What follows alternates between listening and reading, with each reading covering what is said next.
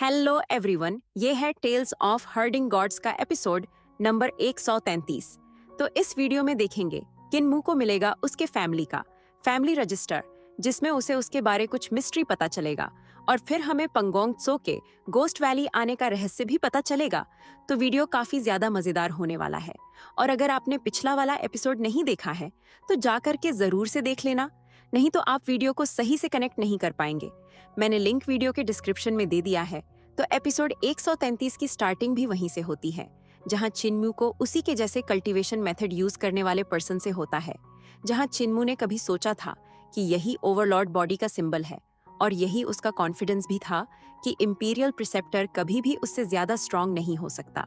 लेकिन अब उसे एक और ऐसी एग्जिस्टेंस मिल गई थी जो गेट ऑफ हेवन इन्फ्लुएंस को सक्सेसफुली कल्टीवेट कर चुकी थी।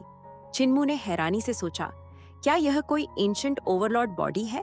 यह पेट्रिफाइड क्यों है और इसकी हालत ऐसी कैसे हो गई? चिन्मू हवा में चुपचाप खड़ा होकर उस गॉड की स्कल्पचर को देखने लगा, लेकिन वह असल में कोई गॉड स्कल्पचर नहीं थी, बल्कि सैटर्न सॉवरेन के फॉर्म में एक ऐसा गॉड था जो पेट्रिफाइड हो चुका था। उसके शरीर का आधा हिस्सा जरूर अंडरग्राउंड बेरिड होना चाहिए था। उसका गेट ऑफ हेवन इन्फ्लुएंस अब वह गेट बन चुका था जो यूडू और रियल वर्ल्ड को कनेक्ट करता था। लेकिन यह कहना मुश्किल था कि उस गेट ने अपना कंट्रोल क्यों खो दिया, जिसकी वजह से यूडू के लाइफ फॉर्म्स उस डोर से बाहर निकलकर रियल वर्ल्ड में फ्लड होने लगे और तबाही मचाने लगे। इसलिए एंशिएंट गॉड्स के पास इस गेट को सील करने के अलावा कोई रास्ता नहीं बचा। चिन्मू ने मन ही मन सोचा, अगर ऐसा है तो फिर ये पेट्रिफाइड कैसे हुआ और इसे पेट्रिफाइड किसने किया? चिन्मू थोड़ा पजल्ड हो गया इस एंशिएंट ओवरलॉर्ड बॉडी के साथ। आखिर ऐसा क्या हुआ था कि उसकी हालत ऐसी हो गई? इसके मरने के बाद gate of heaven influence close होकर डिसअपियर क्यों नहीं हुआ? इसके बजाय यह यूडू और रियलिटी के बीच एक गेट कैसे बन गया? व्हाइट बैट्स ने कहा था कि एंशिएंट गॉड्स ने यूडू और रियलिटी के बीच एक गेट खोला था, लेकिन इसका आखिर मतलब क्या था? क्या उन दोनों बैट्स को उस समय हुई घटना के बारे में कुछ पता था? चिन्मू ने खुद को काम किया और अपने दिमाग में चल रहे सारे मेसी थॉट्स विचारों को छोड़ दिया।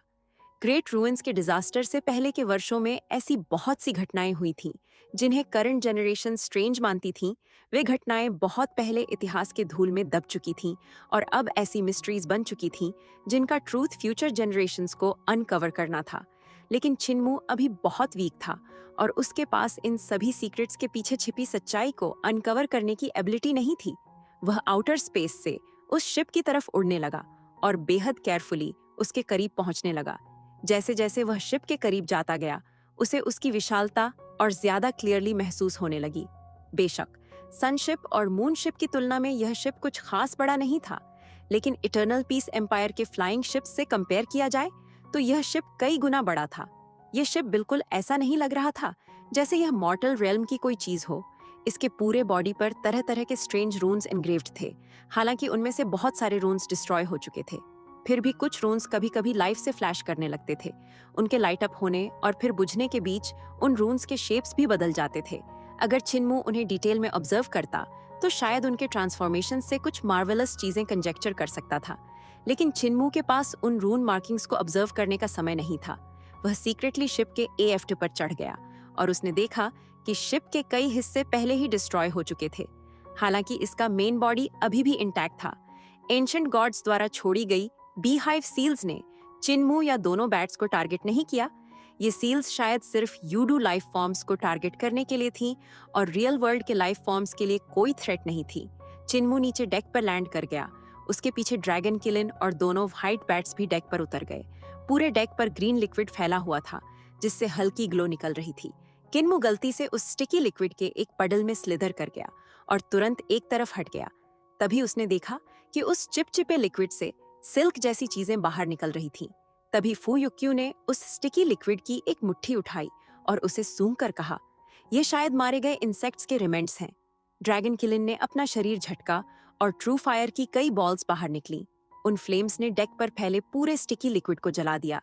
अचानक शिप के बो से डेविल ची की एक बॉल बाहर निकली और ड्रैगन किलिन की ट्रू फायर तुरंत एक्सटिंग्विश हो गई। फू युक्यू और फू युचुन जल्दी से चिन्मू के सामने आ गए। उन्होंने अपने मुंह खोलकर साइलेंट स्क्रीचेस निकाली जो उस डेविल ची से जाकर क्लैश करने लगी। तभी बूम की आवाज के साथ एक अनइमेजिनेबल विशाल फोर्स सामने से स्वीपिंग होकर आई और दोनों व्हाइट बैट्स को दूर उड़ा दिया।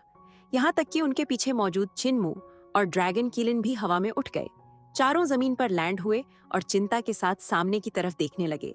डार्कनेस आगे की तरफ फ्लड होने लगी, जैसे उसके अंदर खुद कॉन्शियसनेस हो। वह धीरे धीरे उनके करीब आती जा रही थी। ड्रैगन किलिन ग्रॉल करते हुए कांपने लगा। उसके शरीर से क्रैकलिंग की आवाजें आने लगीं और उसका शरीर फैलने लगा। उसकी ड्रैगन स्केल्स आपस में रगड़ खाते हुए पियर्सिंग साउंड्स निकाल रही थीं। कुछ ही पल में उसने अपना ट्रू फॉर्म रिवील कर दिया और हाफ ड्रैगन हाफ किलिन बिहीमत में ट्रांसफॉर्म हो गया। उसके शरीर से फ्लेम्स और लाइटनिंग बर्स्ट होने लगी और शिप की डेप्थ्स की तरफ सर्ज करने लगी। ड्रैगन किलिन ने अपना मुंह खोला और फ्लेम्स और लाइटनिंग की टेरिफाइंग पावर बाहर उगल दी। उसकी एबिलिटीज बेहद सुपर्ब थीं, यहाँ तक कि सेलेस्टियल बीइंग रेल्म के एक्सपर्ट्स को भी इस स्ट्राइक की कटिंग एज से कुछ समय के लिए बचना पड़ता।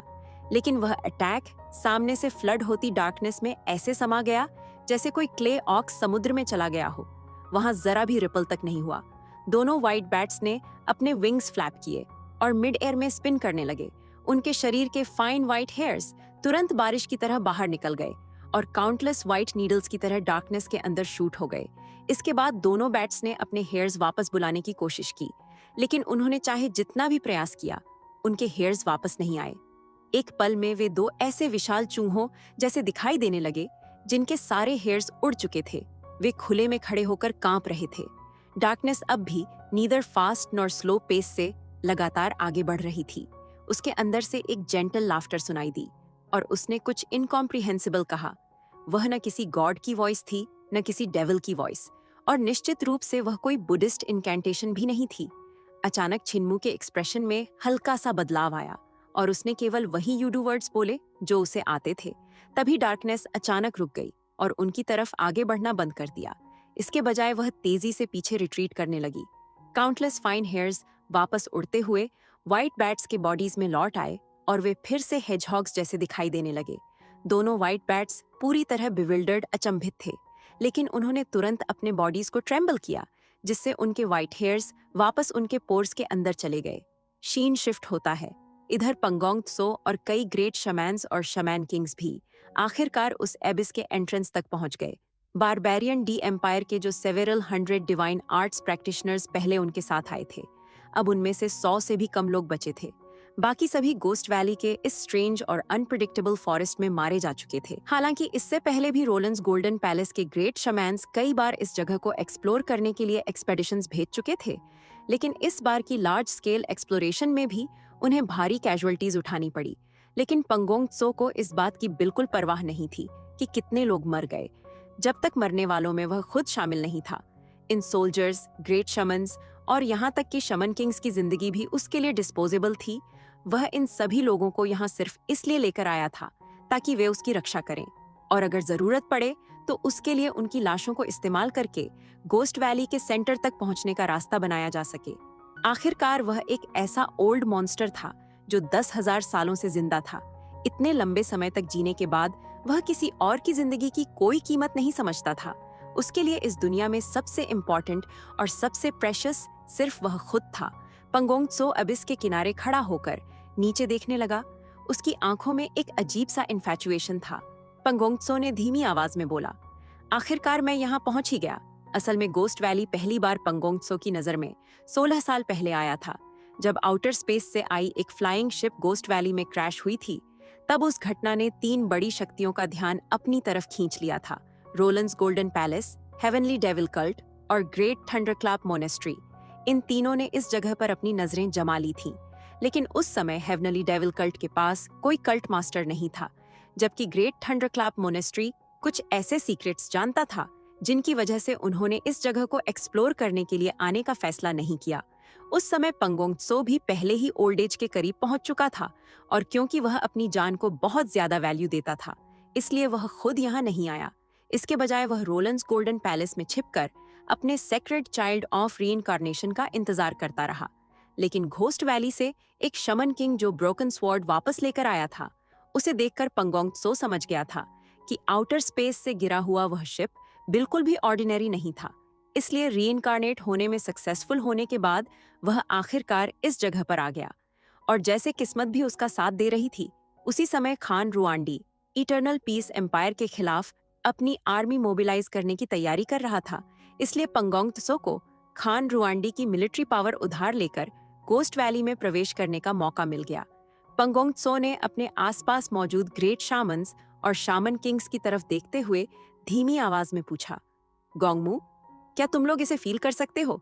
ये पूरी जगह उन सोल्स की पावर से भरी हुई है जिनकी सोल्स शैटर हो चुकी हैं, और उन्हीं शैटर्ड सोल्स की वजह से इन वियर्ड लाइफ फॉर्म्स का जन्म हुआ है। हमारे जैसे ग्रेट शामन्स के लिए यह जगह कल्टीवेशन करने की सबसे बेहतरीन सेक्रेड ग्राउंड है। उसके पास खड़े सभी ग्रेट शामन्स और शमन किंग्स को भी अपनी सोल्स में एक अजीब सा थ्रोबिंग महसूस हुआ। यहाँ का एटमॉस्फेयर ऐसा था कि उनकी सोल्स, स्पिरिट्स और प्राइमिडियल स्पिरिट्स खुशी से झूम उठे थे।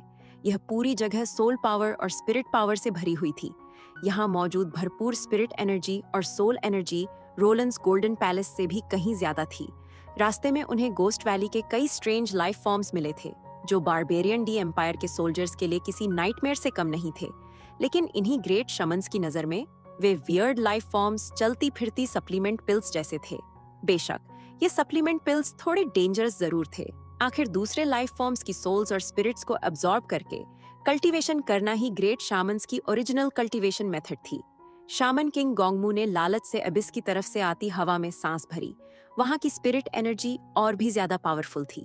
गोंगमू ने एक्साइटमेंट में कहा, अगर हमारा रोलंस गोल्डन पैलेस इस जगह पर अपना फुटिंग बना ले तो हमारे ग्रेट शमन्स की एबिलिटीज दोगुनी स्पीड से बढ़ सकती है। यहाँ की स्पिरिट एनर्जी और सोल एनर्जी प्राइमिडियल स्पिरिट को भी इम्प्रूव करने में मदद करती है। इसमें कोई शक नहीं था कि रोलंस गोल्डन पैलेस सोल्स और स्पिरिट्स के मामले में बेहद पावरफुल था, और इसी वजह से प्रिमोर्डियल स्पिरिट्स के मामले में भी उनका लेवल बेहद ऊंचा था। सोल्स, स्पिरिट्स और प्राइमोर्डियल स्पिरिट्स के कल्टीवेशन में उनकी अटेनमेंट्स बहुत प्रोफाउंड थीं। यहाँ तक कि दूसरे सेक्रेड ग्राउंड्स और ग्रेट थंडरक्लैप मोनेस्ट्री भी इन मामलों में रोलंस गोल्डन पैलेस से पीछे थे। उनका कल्टीवेशन मेथड बस थोड़ा स्ट्रेंज था, क्योंकि वे लिविंग बीइंग्स की सोल्स और स्पिरिट्स का इस्तेमाल करके कल्टीवेशन करते थे। इसी वजह से उनकी हमेशा क्रिटिसिज्म होती थी। लेकिन अगर वे इस जगह को अपने कंट्रोल में ले लेते तो यहाँ की स्पिरिट और सोल एनर्जी के सहारे रोलंस गोल्डन पैलेस निश्चित रूप से उस लेवल तक डेवलप हो जाता जिसकी कभी किसी ने कल्पना भी नहीं की थी। घास के मैदानों की सेक्रेड ग्राउंड का राइज निश्चित रूप से मिडिल प्लेन्स के थ्रोन तक पहुंच जाता और मिडिल अर्थ की बाकी सभी सेक्रेड ग्राउंड्स को सप्रेस कर देता। पंगोंग त्सो की आंखों में हल्की इन्फैचुएशन दिखाई दी। उसने धीमी आवाज में कहा, लेकिन इम्पोर्टेंट बात यह नहीं है, बल्कि वह फ्लाइंग शिप है जो आउटर स्पेस से आया है। मुझे अट्रैक्ट करने वाली चीज स्पिरिट और सोल एनर्जी को कल्टीवेशन के लिए यूज करना नहीं है, बल्कि वह तरीका है जिससे ब्रेक थ्रू किया जा सके, ह्यूमंस की बाउंड्रीज को सरपास किया जा सके और गॉड बना जा सके। इस शिप में शायद वही चीज है जिसकी मुझे तलाश है। यह आउटर स्पेस से आया है। उसने आगे कुछ नहीं कहा और सीधे नीचे जंप कर गया। बाकी ग्रेट शामन्स, शामन किंग्स और बारबेरियन डी एम्पायर के बचे हुए सोल्जर्स भी उसके पीछे नीचे जाने लगे और उसके सराउंडिंग्स को गार्ड करने लगे। पंगोंग त्सो एक ऐसी एग्जिस्टेंस था जो 10,000 सालों से जीवित था और काउंटलेस सीक्रेट्स जानता था। ग्रेट थंडरक्लैप मोनेस्ट्री और डाओ सेक्ट जैसी दूसरी सेक्रेड ग्राउंड्स अपनी हिस्ट्रीज जानने के लिए सेक्रेड ग्राउंड्स में रिकॉर्ड्स की गई बुक्स पर रिलाई करती थीं, जिनमें कुछ बायस भी हो सकता था। लेकिन पंगोंग त्सो अपनी मेमोरी पर रिलाई करता था। उसने अपनी लाइफ में सिंपली बहुत ज्यादा चीजें एक्सपीरियंस की थीं। भले ही उसकी life span great thunderclap monastery या डाओ सेक्ट के एग्जिस्टेंस जितनी लंबी नहीं थी, लेकिन वह कभी इन दोनों सेक्रेड ग्राउंड्स के हायर अप्स का हिस्सा रह चुका था। वह लिटिल जेड कैपिटल तक जा चुका था और वहां रिकॉर्ड किए गए सीक्रेट्स को भी देख चुका था। पंगोंग त्सो ने मन ही मन सोचा, यह शिप उस मिस्टीरियस प्लेस से आया होना चाहिए, जो शायद इस वर्ल्ड की एकमात्र ऐसी जगह है जहां लोग अभी भी गॉड बन सकते हैं। चाहे कुछ भी हो जाए, मुझे यह शिप हासिल करना ही होगा और वहां पहुंचना ही होगा। मिड एयर में उनका सामना अबिस के सभी काइंड्स के स्ट्रेंज और वियर्ड लाइफ फॉर्म्स के अटैक्स से हुआ। काउंटलेस सोल्जर्स, ग्रेट शामन्स और शामन किंग्स ने पंगोंग त्सो को प्रोटेक्ट करने के लिए अपनी मूव्स चलनी शुरू कर दी और अपनी पूरी पावर लगा दी। 1 दर्जन से ज्यादा लोगों को खोने के बाद वे आखिरकार अबिस के बॉटम तक पहुंच गए।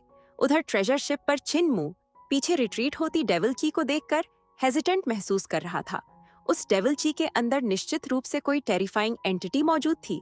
छिनमू को नहीं पता था कि वह कोई यूडू लाइफ फॉर्म था या नहीं, लेकिन उसकी एबिलिटीज दोनों व्हाइट बैट्स से कहीं ज्यादा पावरफुल थीं। फिर भी सिर्फ यूडू लैंग्वेज का एक सेंटेंस बोलते ही वह एंटिटी पीछे रिट्रीट कर गई थी, जिससे यह मामला थोड़ा सस्पिशियस लग रहा था।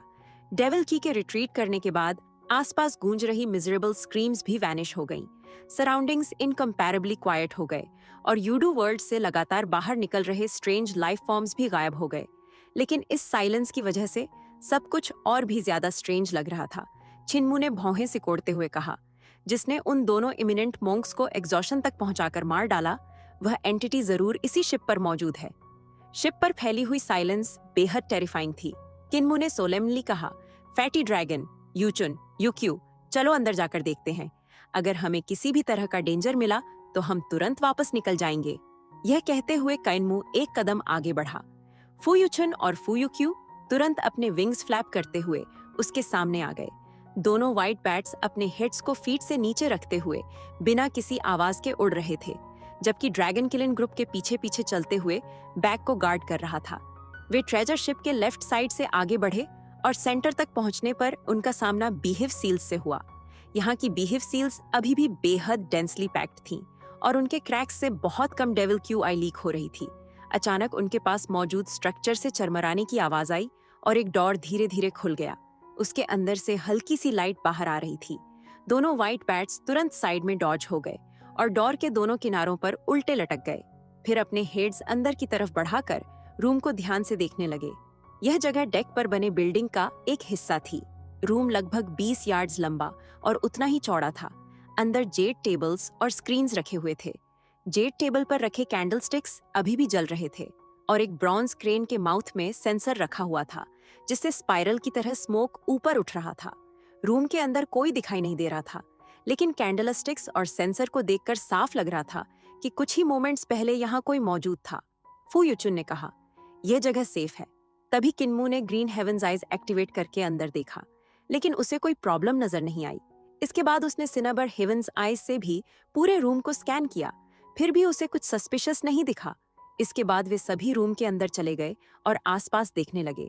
फुयूक्यू ने कहा, अजीब है, ये डोर पहले कभी नहीं खुला, लेकिन आज अचानक खुल गया। चिन्मू ने हैरानी से पूछा, कभी नहीं खुला? दोनों व्हाइट बैट्स ने एक साथ सिर हिलाया और कहा, इस शिप के डोर्स को हम अपनी पूरी ताकत लगाने के बाद भी कभी नहीं खोल पाए। ये बहुत स्ट्रेंज है। रूम में ज्यादा चीजें नहीं थीं, बस एक स्क्रीन थी जिस पर ग्रीन माउंटेन्स और ब्लू वाटर्स की एम्ब्रॉयडरी बनी हुई थी। रिवर के बीच में एक स्मॉल बोट थी और बोट के बो पर एक ओल्ड मैन बैठकर फिशिंग कर रहा था। एक व्हाइट बैट जेड टेबल के पास गया और कैंडलस्टिक उठाने की कोशिश करने लगा, लेकिन वह उसे जरा भी नहीं उठा पाया, इसलिए आखिर में उसे छोड़ना पड़ा। चिन्मू ने पूरे रूम को ध्यान से देखा, लेकिन उसे हल्का सा महसूस हुआ कि कोई उन्हें सीक्रेटली देख रहा है। हालांकि वह उस नजर का सोर्स ढूंढ नहीं पा रहा था। इस फीलिंग ने चिन्मू को तुरंत अलर्ट कर दिया। उसकी नजर पूरे सराउंडिंग्स में घूमती रही, लेकिन उसे लगातार ऐसा महसूस होता रहा कि कोई छिपकर उनकी हर मूवमेंट को देख रहा है। चिन्मू की वाइटल ची बाहर निकली और एक मिरर में ट्रांसफॉर्म हो गई, जिसमें पूरे रूम का रिफ्लेक्शन दिखाई देने लगा। और तभी उसने देखा कि पेंटिंग में फिशिंग कर रहा वह ओल्ड मैन सीक्रेटली अपना हेड घुमाकर उन सभी को देख रहा था। चिन्मू तुरंत पलटा और स्क्रीन की तरफ झपट पड़ा। चिन्मू को अचानक अपनी तरफ आते देखकर वह ओल्ड मैन डर गया।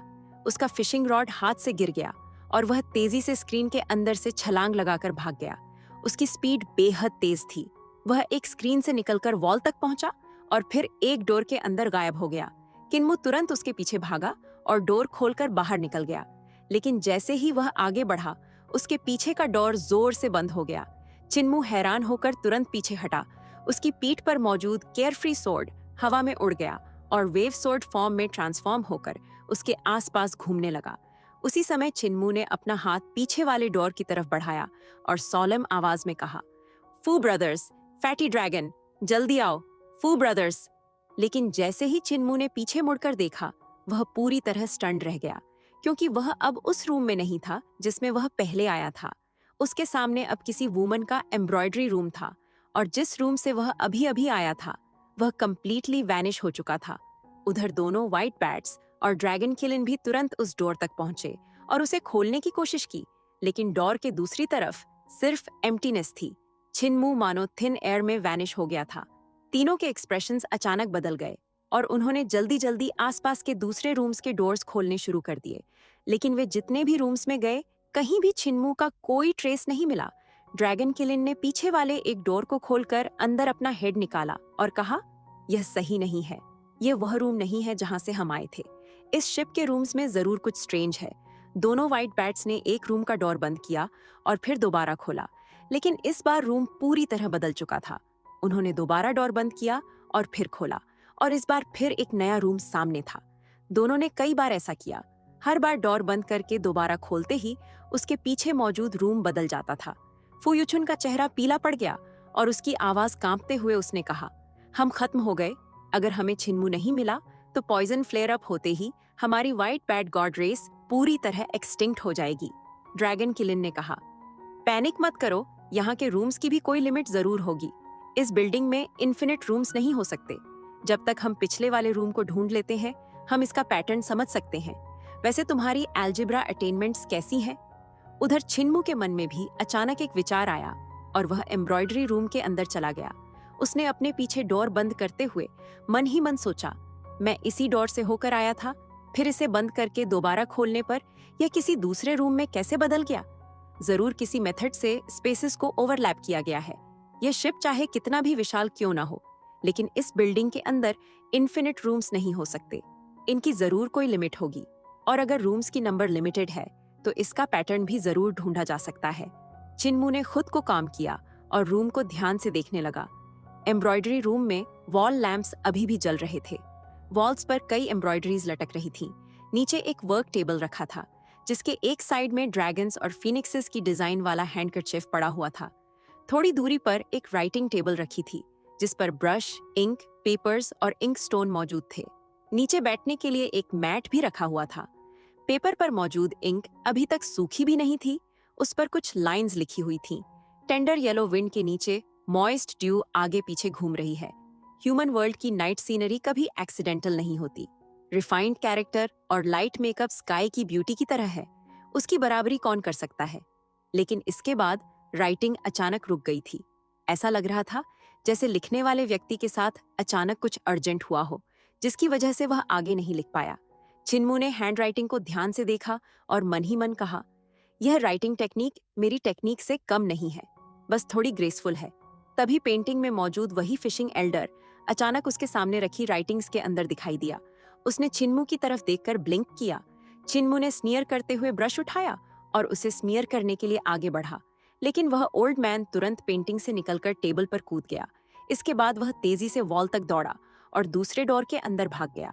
छिन्मू तुरंत ब्रश हाथ में लेकर उसके पीछे दौड़ा, लेकिन ओल्ड मैन अगले रूम में जाते ही फिर कहीं गायब हो गया और छिन्मू को समझ नहीं आया कि इस बार वह कहाँ छिपा है। छिन्मू उस रूम के अंदर गया और आसपास देखा। यह एक स्टडी थी। अंदर रखी बुक्स बहुत एंशिएंट थीं। छिन्मू ने एक बुक निकाली और उसे खोलने की कोशिश की, लेकिन चाहे उसने कितनी भी ताकत लगा ली, वह बुक खुली ही नहीं। तभी अचानक पेंटिंग वाला ओल्ड मैन उसी बुक के अंदर से बाहर निकला और दूसरी बुक में घुस गया। छिन्मू तुरंत उस दूसरी बुक को बाहर खींच लाया। इस बार वह बुक आसानी से खुल गई। छिन्मू ने उसके पेजेस पलटने शुरू किए और देखा कि यह एक फैमिली रजिस्टर था। उसके पहले पेज पर लिखा था, फर्स्ट जनरेशन फाउंडिंग एम्परर चिन। उनका नाम ये, common Lord of the world. यह देखकर छिन्मू पूरी तरह स्टंड रह गया। उसने मन ही मन सोचा, यह वही फाउंडिंग एम्परर है जिसके बारे में sword of founding emperor sea of blood में बताया गया था। और इस फाउंडिंग एम्परर का सरनेम भी चिन है, बिल्कुल मेरे जैसा। यह फैमिली रजिस्टर बहुत थिक था। इसमें चिन सरनेम वाले हर व्यक्ति की लाइफ और मैरिज के बारे में कुछ वर्ड्स रिकॉर्ड किए गए थे। छिन्मू लगातार पेजेस पलटता रहा और साथ ही उस पेंटिंग वाले ओल्ड मैन को ढूंढता रहा। जब वह बिल्कुल लास्ट पेज तक पहुंचा तो वहां सिर्फ एक सेंटेंस लिखा हुआ था, 107th generation son of Hanjan Feng king. और इसके बाद पूरा फैमिली रजिस्टर यहीं अचानक खत्म हो गया था। तो दोस्तों, नेक्स्ट एपिसोड में आपको किन्मू की असली पहचान और इस मिस्टीरियस फैमिली रजिस्टर से जुड़े एक बेहद बड़े रहस्य के बारे में पता चलेगा।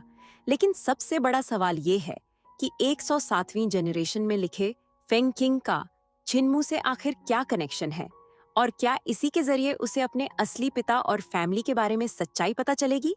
तो अगर आप आगे के एपिसोड मिस नहीं करना चाहते तो डेफिनेटली सब्सक्राइब बटन को दबा के हमारी एनी डोंगवा एक्सप्लेन फैमिली का पार्ट बन सकते हैं। वीडियो कैसा लगा कमेंट में बताना और वीडियो को लाइक करना नहीं भूलना। मिलते हैं नेक्स्ट एपिसोड में।